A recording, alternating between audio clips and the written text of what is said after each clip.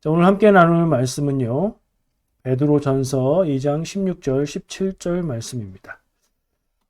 비바울 서신 시리즈로 보고 있는데 지난주부터 베드로전서로 들어갔어요. 그러니까 지금 나누고 있는 말씀들은 베드로 사도가 전하는 그런 믿음의 권면이라고 우리가 생각할 수 있겠죠. 우리가 베드로의 모습을 기억하기는 복음서에 그리고 사도행전에 있는 베드로의 모습을 많이 기억할 겁니다. 근데 이 서신을 쓰고 있는 베드로는 사도로 그리고 사도들 중에 리더급 지도자로 교회를 향해서 이제 원숙한 신앙의 권면을 하고 있는 그런 베드로의 모습을 우리가 그리면서 그 말씀을 들으면 좋을 것 같습니다. 자, 본문 말씀 베드로전서 2장 16절, 17절 말씀 우리 같이 봉독하겠습니다. 너희는 자유가 있으나 그 자유로 악을 가리는 데 쓰지 말고 오직 하나님의 종과 같이 하라. 뭇사람을 공경하며 형제를 사랑하며 하나님을 두려워하며 왕을 존대하라. 아멘. 자, 16절, 17절 말씀 두 절이었고요. 17절 말씀이 결론, 적용, 실질의 내용 같아요. 뭇사람을 공경하라. 모든 사람들을 존중하고 친절하게 대하는 그런 공경하는 태도를 가져라. 성도들은 그렇게 살아야 된다. 이렇게 얘기하는 거죠. 형제를 사랑하라. 이거는 뭐 육신의 친형제를 이야기하는 것이면서 더 확대해서 믿음 안에서 형제된 성도들을 이야기하는 거겠죠. 그리고 하나님을 두려워해라. 하나님 두려운 줄 알고 살아가는 태도가 정말 중요하죠. 그리고 왕을 존대하라. 그 당시에 하나님이 허락해서 세워진 세상의 권력에 존중해라. 그런 말씀을 주고 있어요. 이건 실천적인 부분이라서 그렇구나. 베드로가 이런 걸 권면하고 있구나 하고 들으면 되는데 그 앞에 16절 말씀을 보면 이게 이제 이어져 있는 말씀이잖아요. 너희는 자유가 있으나 그 자유로 악을 가리는 데 쓰지 말고 오직 하나님의 종과 같이 하라. 하나님의 종과 같이 하는 게 뭐냐? 17절 말씀. 뭇사람을 공경하고 형제를 사랑하고 하나님을 두려워하고 왕을 존대하는 삶의 모습으로 사는 것이 성도의 삶이다. 이렇게 권면하는 거예요. 자, 그렇게 들으시기 바랍니다. 말씀 나누는 것을 질문으로 시작을 해볼게요. 제가 드리는 질문을 자기 자신에게, 여러분 자신에게 하는 질문으로 한번 물어보세요. 첫 번째, 같은 거예요. 두 가지 말로 표현할 건데 같은 말입니다. 나에게 자유가 있나? 자유라는 말이 나오니까 뭔가 좀 새로운 생각들을 하게 만들죠. 나에게 자유가 있나? 스스로 물어보세요. 지금 나에게 자유가 있는가? 같은 말로 나는 자유로운가? 같은 내용인데 문법적인 문자적인 의미는 비슷한 것 같은데 느낌은 좀 다르죠. 나에게 자유가 있는가? 나의 상태를 묻는 거예요. 내가 자유가 있는 상태냐? 그렇지 않냐? 나는 자유로운가? 자유로운 건 좀 느낌적인 느낌. 나의 영혼이, 나의 마음이, 나의 정서가 자유를 느끼고 있는가?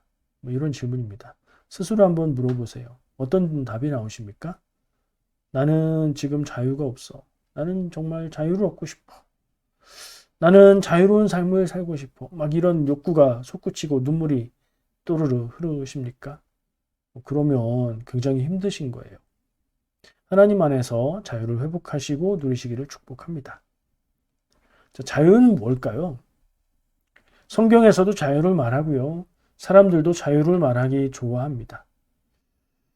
자유가 좋고 자유가 넘쳐서 자유를 말하는 걸까요? 아니면 자유롭지 못하고 자유가 없어서 자유를 그리는 마음에 자꾸 자유를 말하는 걸까요? 제가 나름대로 누구나 공감할 수 있을 것 같은 자유에 대한 정의를 해봅니다. 이렇게 해봤어요. 원하는 것이 있다면 무엇이든지 할 수 있는 것. 크게 틀리지 않는 것 같죠? 원하는 것이 있다면 무슨 일이든 할 수 있는 것을 자유라고 한다면 나에게 그런 자유가 있나? 생각해 보세요. 원하는 것 무엇이든지 할 수 있나? 없죠. 자유가 없는 거예요. 그런 자유는 우리한테 없어요. 무엇을 한다로 생각을 했기 때문에 생각을 이렇게까지 해보죠. 할 수 있는 능력이 있다는 것, 그러니까 할 수 있는 것과 그것을 할 자유가 있다는 건 좀 다른 얘기죠. 할 수 있는 능력은 있지만 그것을 할 자유가 없어서 못하는 경우가 많이 있잖아요.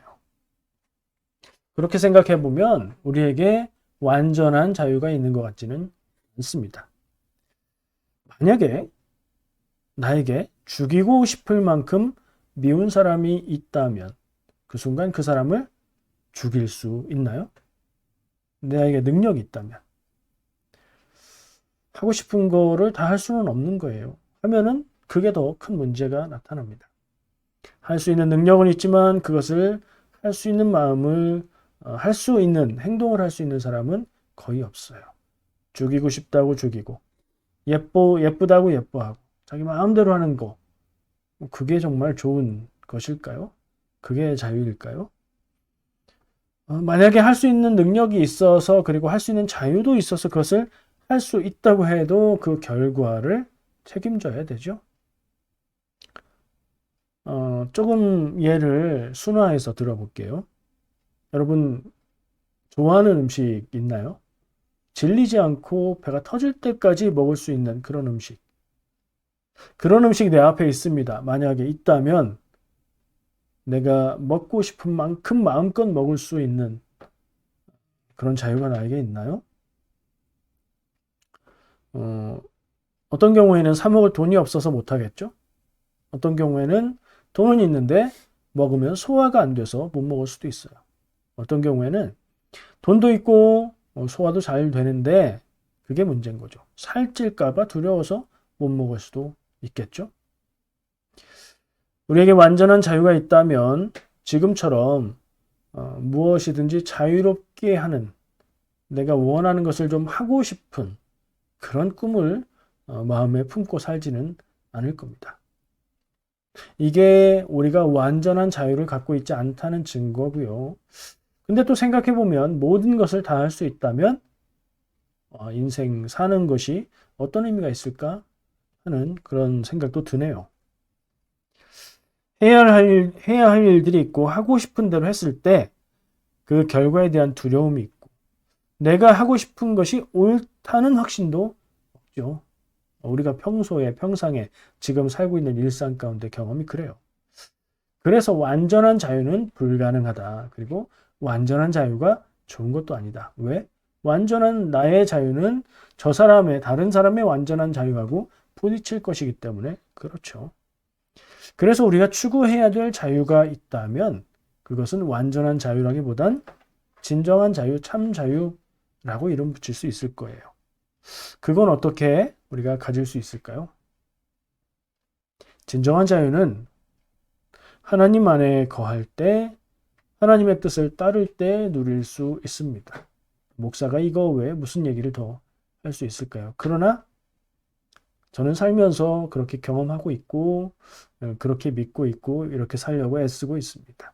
여러분도 이런 진정한 자유를 누리시기를 축복합니다. 자, 왜 자유 얘기를 하느냐? 오늘 말씀에서 자유라는 단어가 나왔어요. 본문 말씀 한번 읽어볼까요? 제가 읽을게요.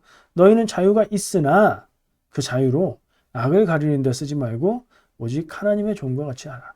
너희는 자유가 있지만 너희는 뭐든 할 수 있지만 그것으로 악을 가리는 일에 쓰지 말고 오직 하나님의 종과 같이 하라.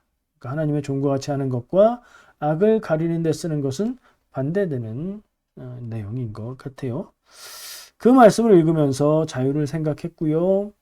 그러다 보니까 자연스럽게 신학적인 개념인데 자유의지라는 생각을 하게 됩니다. 많이 들어보셨죠? 자유의지. 자유롭게 내가 원하는 것을 할 수 있는 그 의지. 결국에는 선택할 수 있는 자유. 그런 말이 될 거예요. 신앙에서 생각하게 되는 자유의지는 하나의 장면이 떠오릅니다. 너무 쉽게 예를 들 수 있는 장면인데 아담과 하와가 선악과를 먹은 일. 자, 그 장면을 한번 떠올려 볼까요? 이 말씀을 얘기하면서 많은 분들이 하나님이 아담과 하와, 사람에게 자유를 주셨다. 그래서 그들은 하나님의 말씀에 순종할 수도 있고 하나님의 말씀을 순종하지 않을 수도 있어서 죄를 짓게 된 것이다. 그 자유가 뭐하고 연결이 돼요? 자유가 죄를 선택하는 자유, 그리고 하나님의 뜻을 선택하는 자유. 그 자유의지라는 개념과 함께 이렇게 죄의 문제로 연결이 돼요. 성경에서 자유를 말하는 것은 그렇게 흘러가는 것 같아요. 여러분은 어떻게 생각하십니까? 아담과 하와가 죄를 선택할 수 있는 자유까지도 가지고 있어서 뱀의 유혹에 넘어가게 되어서 어리석은 일이지만 그 죄의 행동, 하나님이 먹지 말라고 하신 선악과를 먹는 행동을 하게 된 건가? 이런 질문을 해볼 수 있죠. 그들은 죄를 지을 자유를 가지고 있는 것일까요? 그것이 하나님이 주신 자유의지로 행한 것인가요? 그러면 만약에 그렇다면 하나님은 죄를 지을 가능성을 사람에게 허락한 것이 되는 거죠. 논리적으로요. 죄를 지을 수도 있게 그런 자유를 가진 존재로 하나님이 만드셨다면 그것은 사람에게 죄를 지을 가능성을 허락하신 거예요. 그럼 그 죄의 근원은, 그 책임은 누구에게 있느냐? 하나님에게까지 갈 수 있는 그런 얘기죠. 그래서 하와가 뱀이 먹게 했어요. 뭐 그러고 거꾸로 갔네요. 아담이 하나님이 주신 저 사람이 나에게 줘서 먹었어요. 하와는 저 뱀에게 속아서 먹었어요. 이렇게 핑계를 대나 봅니다. 결국엔 그게 무슨 뜻이에요? 남에게 핑계를 댄다는 의미도 있지만 하나님에게 책임을 돌리는 그런 모습이라고 생각할 수 있어요. 이런 자유의지를 주셨다. 선택할 수 있다. 그러다 보면 그것을 허락한 것이 하나님이기 때문에 자유의지는 곧 선택하고 본인이 책임지는 것이라고 생각할 수도 있지만 더 깊이 들어가면 그것을 허락하신 분이 하나님이기 때문에 하나님이 책임이 아닌가? 이런 이상한 생각까지도 나가게 돼요. 더 쉽게 말하면 이런 거죠. 이런 생각이에요. 하나님이 선악과를 만들지 않으셨으면 아담과 하와가 그걸 먹는 죄를 짓지 않았을 텐데. 이런 생각 많이 하죠. 이런 얘기도 많이 하죠. 왜 하나님은 선악과를 만드셔서 그것을 먹고 죄를 짓게 하셨나? 왜 그것을 먹지 말라고 하셔서 유혹되어서 그것을 먹고 죄를 짓게 하셨나? 하나님이 애초에 명령을 어길 수 없는 존재로 창조하셨으면 죄를 짓지 않았을 텐데. 죄를 짓지 않았을 텐데는 뭐예요? 죄로 인해서 아담과 하와가 에덴에서 추방되었고 그래서 그 이후에 그들의 자손인 인간의 삶이 고달프고 위험하고 괴롭고 어려운 삶이 되었다.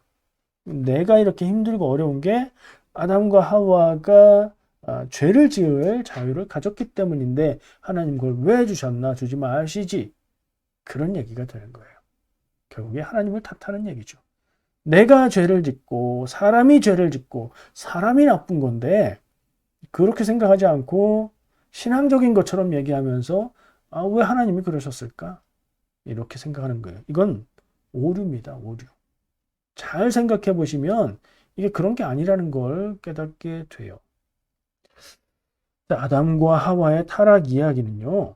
그 이야기의 근원, 무엇을 말하는 것일까 생각해 볼 필요가 있습니다.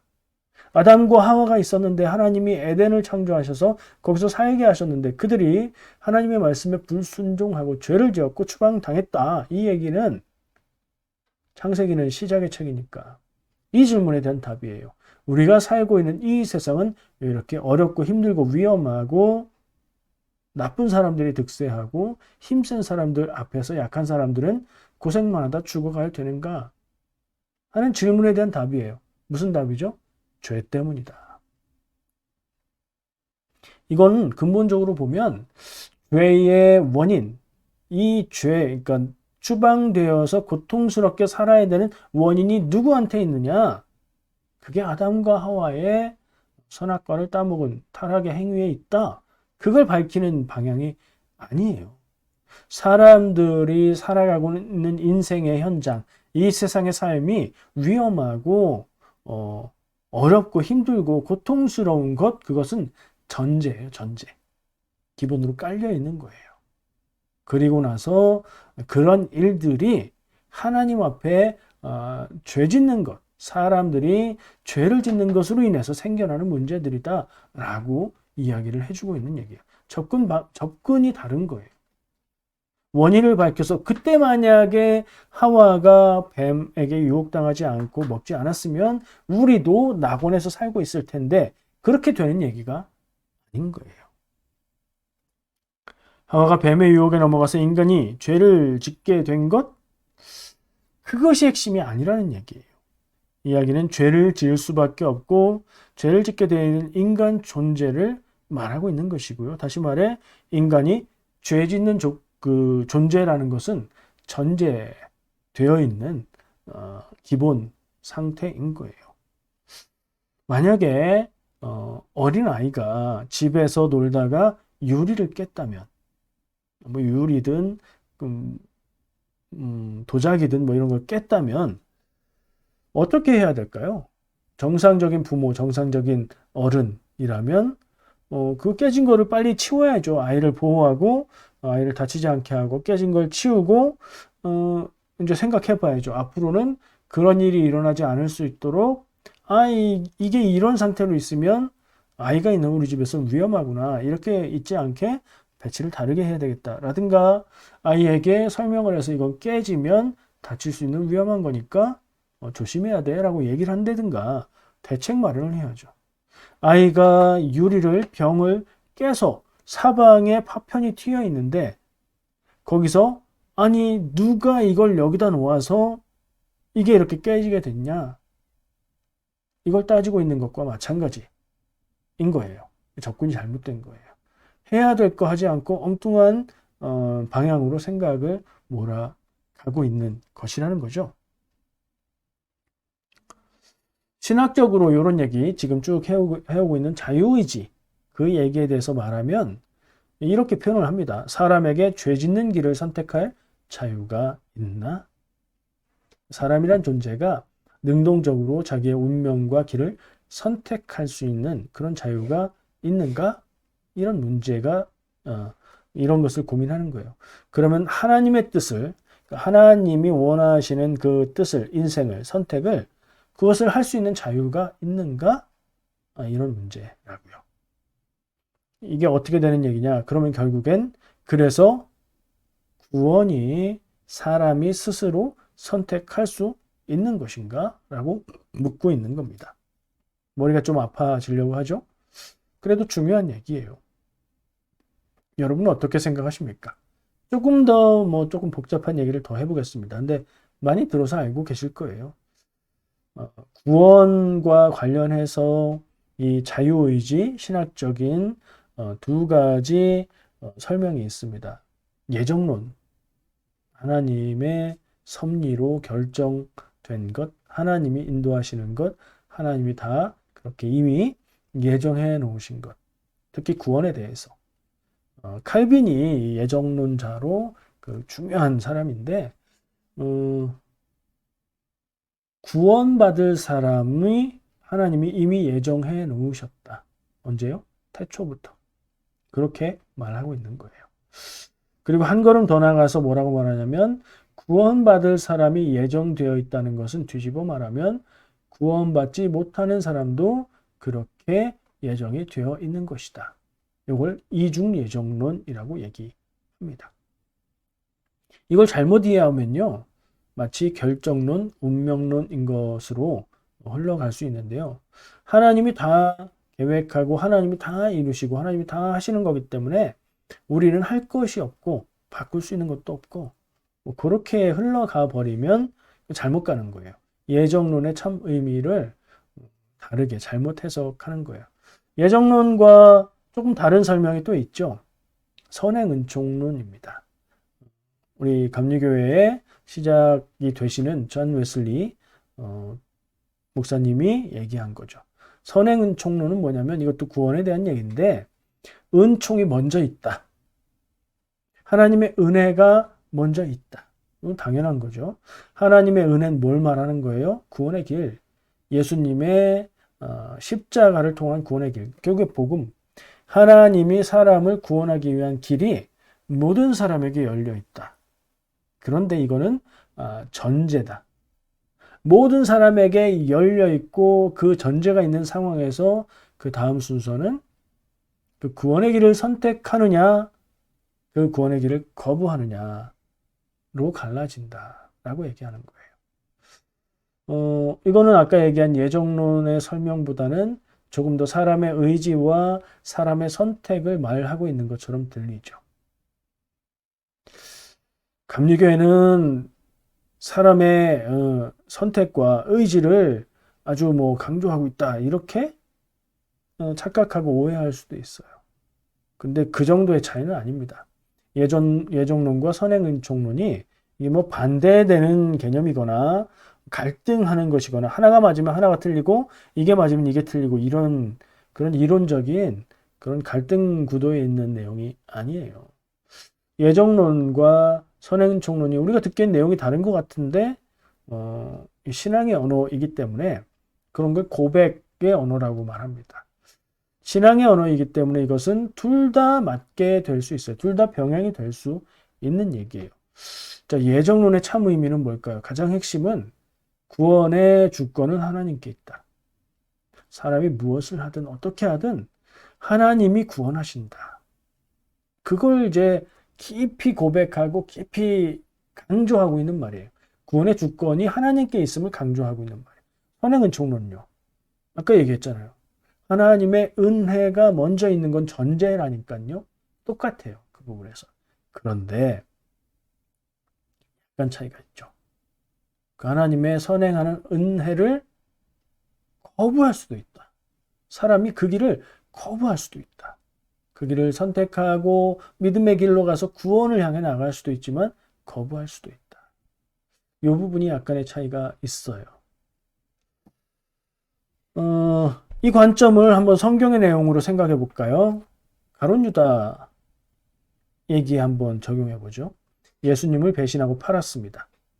그는 자기의 선택과 의지로 예수님을 버리기로 한 것인가요? 아니면 하나님의 예정하심에 따라서 결국 예수님을 배신하고 회개도 하지 않고 자살한 것으로 정해져 있는 것일까요? 자유의지가 있어서 선택한 것이라면 유다의 죄는 자기의 책임이 되겠죠?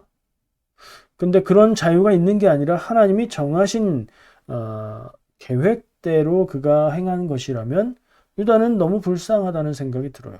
그러니까 이런 관점에 따라서 이게 너무 다른 이야기가 되어버려요. 근데 성경이 전하고 있는 분위기는 어떤 쪽인가요? 유다는 하나님이 정한 대로 했기 때문에 그 배역, 그 역할을 한 것이기 때문에 그가 죄 없고 그는 불쌍하다 이렇게 말하고 있나요? 아니죠.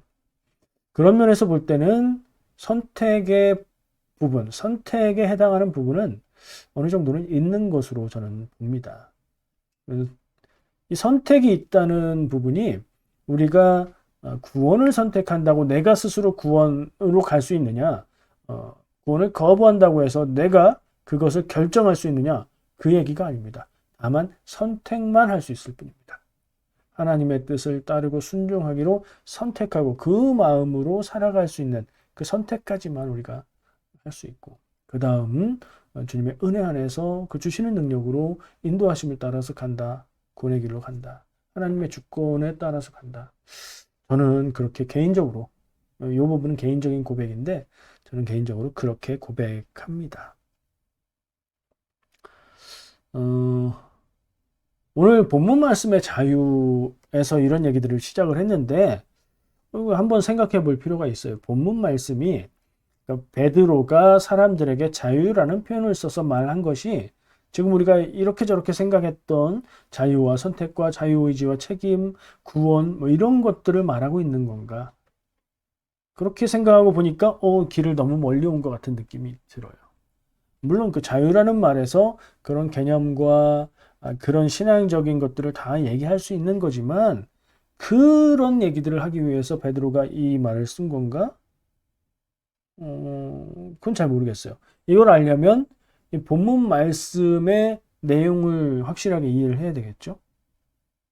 거기에 우리가 꼭 짚고 넘어가야 될 게 몇 개 있어요. 첫 번째는요, 이 자유라는 단어가 현대를 살아가고 있는 우리가 생각하는 자유와 이 서신이 쓰여졌을 당시에 쓴 사람과 그것을 읽었던 사람들, 그 당시 사람들이 생각하는 자유가 같은가를 확인할 필요가 있어요.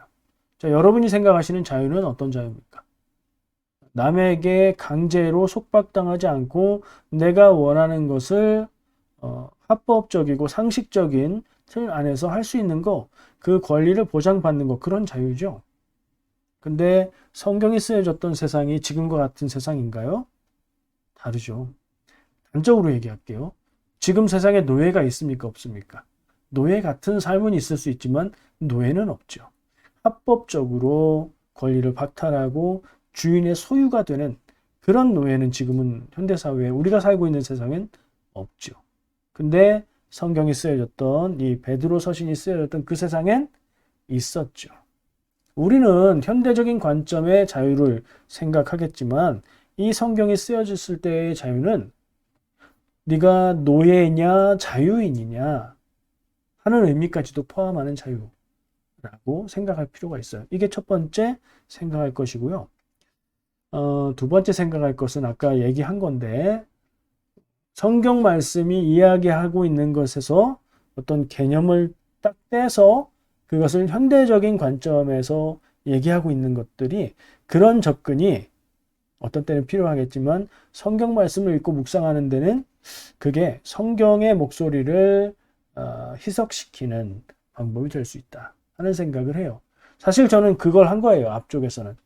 그렇지만 성경 말씀을 읽고 묵상할 때는 우리가 아는 어떤 개념을 떠올리면서 그것으로 막 확장하는 것보다는 지금 이 성경 말씀이 뭘 말하고 있는 건가에 집중하는 게 더 중요합니다. 그거 먼저 해야 돼요.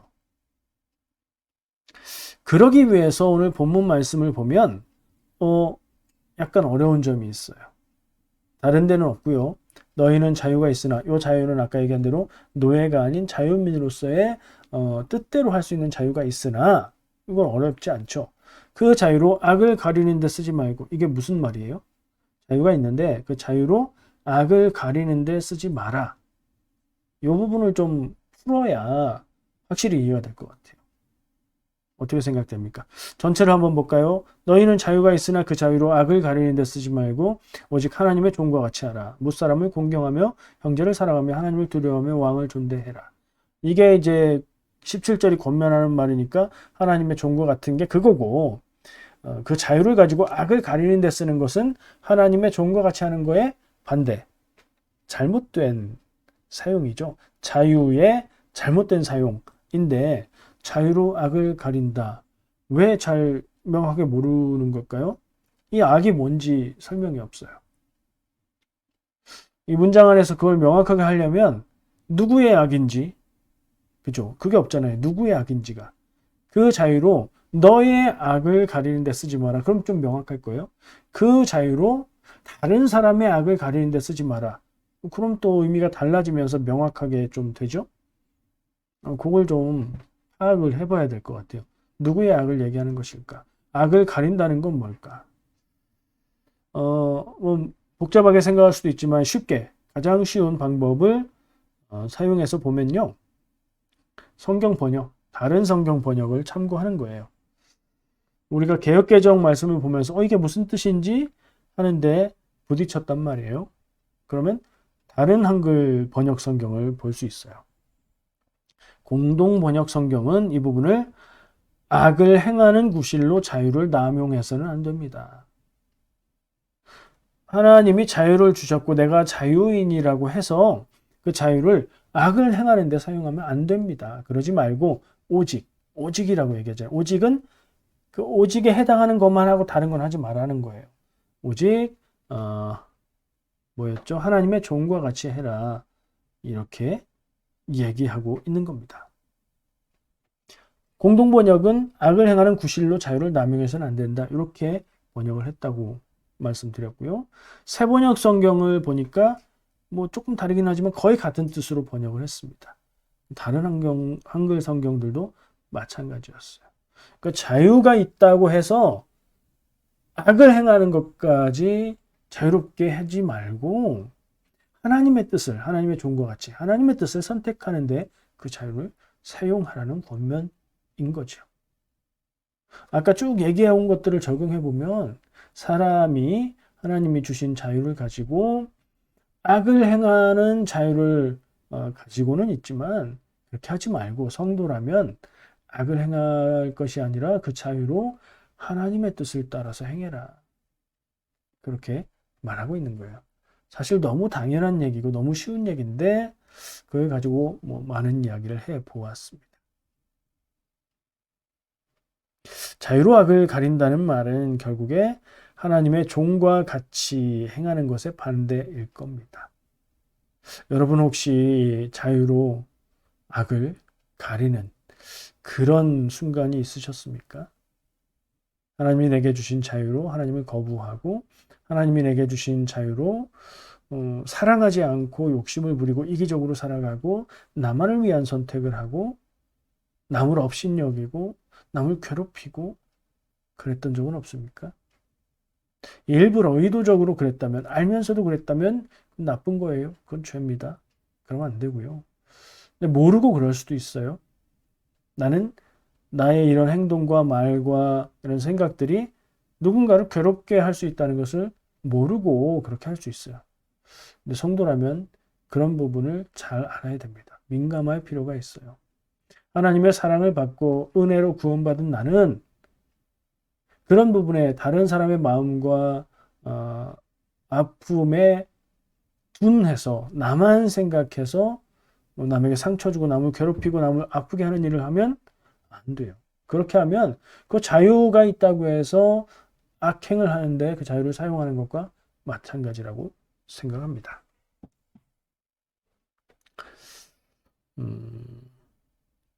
죄의 길을 선택하지 말라. 이런 말씀일 거고요. 이 말은 우리에게, 인간에게, 나에게 죄의 길을 선택하거나 하나님의 길을 선택할 수 있는 자유가 주어졌다는 얘기가 되겠죠. 이렇게 결론을 내보니까 웨슬리의 선행은총론이 조금 더 성경적이지 않을까 그런 생각도 들긴 해요. 팔이 안쪽으로 굽는 법이니까 말이죠. 오늘 말씀에서 자유라는 단어가 나왔어요. 자유는 어떤 의미에서든지 참 소중하고 중요한 말입니다. 우리는 하나님이 주신 생명으로 인생을, 한 세상을 삽니다. 이 세상을 사는 길을 내가 선택할 수 있다면 어떻게 살고 싶습니까? 부잣집의 아들, 딸로 태어나서 부족한 것 없이 살고 이왕 그렇게 넉넉하게 사니 힘들고 어려운 사람들을 도우며 의미 있게 살고 이런 생각들을 꿈꿔 볼 수 있겠지요. 근데 하나님이 우리에게 그런 선택은 주지 않으셨어요. 우리의 인생은 어떤 인생일지는 정해져 있습니다. 인생의 판은 짜여져 있어요. 그런데 우리가 하는 선택에 따라서 어떤 길을 선택하는지에 따라서 그 판은 굉장히 달라질 수 있습니다. 괴롭고 힘들고 슬프고 가진 것 없고 고통 가운데 있는 인생도 하나님 은혜 안에서 위대한 삶을 살아낼 수 있고요. 많은 것을 가졌고 부족한 것이 없는 인생도 죄짓고 정말 사람 같지 않은 인생을 사는 길로 갈 수도 있습니다. 자, 우리가 선택할 수 있는 것의 한계를 명확히 알고 선택해야 될 것을 선택하는 그런 삶을 살았으면 좋겠습니다. 우리가 원한다고 해서 다 할 수 있는 건 아니죠. 그러나 다른 건 몰라도 하나님의 뜻을 선택하고 하나님의 뜻을 따르고 구원의 길을 선택하는 것은 우리가 할 수 있는 일입니다. 매 순간 하나님의 뜻을 우리가 기억하고 그 길을 찾으려고 노력하며 그것을 선택하는 그 일은 우리가 너무나 자유롭게 할 수 있는 일입니다. 하나님의 백성으로 하나님의 뜻을 따라서 살아가는 것, 늘 그 선택 안에 있는 삶을 사시기 바랍니다. 그 선택이 여러분의 인생을 최고의 인생으로 만들 줄 믿습니다. 기도하겠습니다.